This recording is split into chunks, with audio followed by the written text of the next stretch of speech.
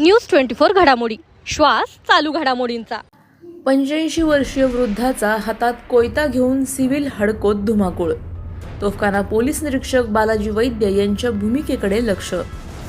Civil हडको परिसरात एका 85 वर्षीय वृद्धाने हातात धारदार कोयता आणि वीट घेऊन थेट रस्त्यावर उतरत धुमाकूळ घातल्याचा थरारक प्रकार समोर आला आहे।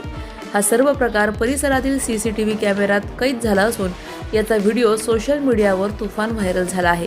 या घटनेमुळे परिसरात तीव्र घबराट पसरली असून कायदा व सुव्यवस्थेचा प्रश्न ऐरणीवर आला आहे। व्हायरल झालेल्या सीसीटीव्ही फुटेजमध्ये वयाच्या 85व्या वर्षी हा वृद्ध अत्यंत आक्रमकपणे हातात धारदार कोयता नाचवताना आणि समोर येणाऱ्यांवर वीट फेकण्याचा प्रयत्न करताना दिसत आहे। शांत आणि रहिवासी परिसर म्हणून ओळखल्या जाणाऱ्या सिव्हिल हडको या भागात या प्रकारामुळे एकच पळापळ झाली। या घटनेनंतर परिसरातील सुरक्षा आणि शांततेचा प्रश्न निर्माण झाला आहे। त्यामुळे आता तोफखाना पोलीस स्टेशनचे पोलीस निरीक्षक बालाजी वैद्य या प्रकरणात काय भूमिका घेतात याकडे सर्वांचे लक्ष लागले आहे। मानसिक आजार असलेल्या व्यक्तीच्या हातात इतके घातक शस्त्र आलेच कसे?